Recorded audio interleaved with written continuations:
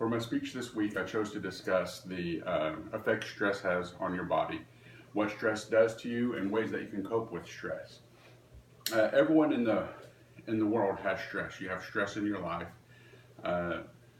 Everyday things, everyday occurrences will cause stress. It's not the short-term stress that causes a problem. Stress of going to work, stress of having to do this report, any kind of stress like that. Short-term stress aren't what we're talking about here.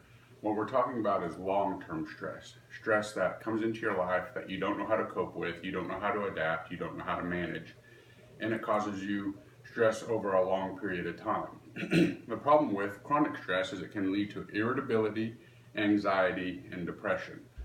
According to the American Psychological Association, the longer your stress lasts, the worse it becomes. Chronic stress begins to cause wear and tear on your body. But it's not only the stress that causes you issues, it is the coping mechanisms that many people acquire in order to cope with that stress. Those could include drinking of alcohol, excessive eating, smoking, and the use of illicit drugs. It's these things that cause many of the secondary issues that could lead to diabetes, to lung cancer, to addiction problems. So in order to live with stress every day, we need to learn how to cope with it. According to HeartMath, 60 to 80% of doctor visits are stress related. Yet, when we go to the doctor, what we do is we talk to them about our issues that we're currently having. The problem is most doctors don't address the underlying issue, which is stress. So we medicate what we're seeing today. We medicate the tiredness, the irritability, the overeating. We give people stuff to help them to quit smoking, help them with their addiction. But what we don't see is what caused these issues in the first place, which is generally stress. In the age today of the internet and social media, it has made it that much worse. I can only imagine 20 years ago the stress I would have if everything in my life and everything that I did was videotaped, was posted to social media, was posted to the internet. Everybody knew everything about you. It's just the day and age we live in. Cyberbullying, all of those things contribute to stress today.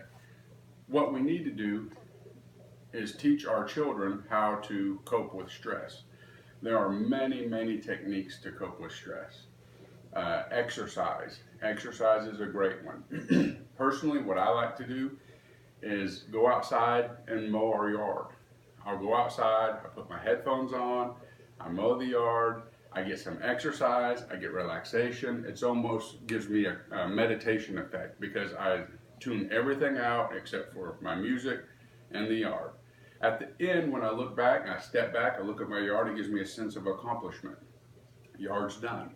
It's something has a start, an end, it's finished. Sense of humor, the ability to laugh. When you're stressed out, don't take everything so serious. Sit back, relax, laugh, watch something funny, just get your mind off whatever your problems may be. It's a short-term mechanism, but it can lower your stress level. A big one for me is relationships.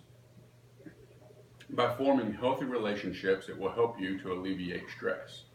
A couple weeks ago, for example, I was at the hospital and I was having some issues. My wife took me to the emergency room. My blood pressure was like 180 over 120. It was really high. They gave me some medicine to try to bring it down. They gave me a shot to try to bring it down. They gave me some oral stuff to try to bring it down. Nothing really helped my blood pressure. But my wife came, sat on the edge of the bed with me, started holding my hand, rubbing my back. When she did, I could just feel the calming effect and the stress go away. It's relationships like those, relationships with my friends, relationships with my kids. We have a dog, a small dog. You would think that that would be cause more work. It doesn't. When I come home at the end of the day, the dog runs up, she wags her tail. She doesn't expect anything from me, doesn't want anything from me. The only thing that she wants is a little bit of my time, pat her on the head, rub her on the back. That's it. It reduces my stress. Her sense of peace calms me. We purchased a fish tank. Fish tank. I read online. They said that the washing the fish, their slow movements, the sound of the water, all of that helps to reduce stress. It's you're never going to get away from stress. You just have to learn to cope with it. Um,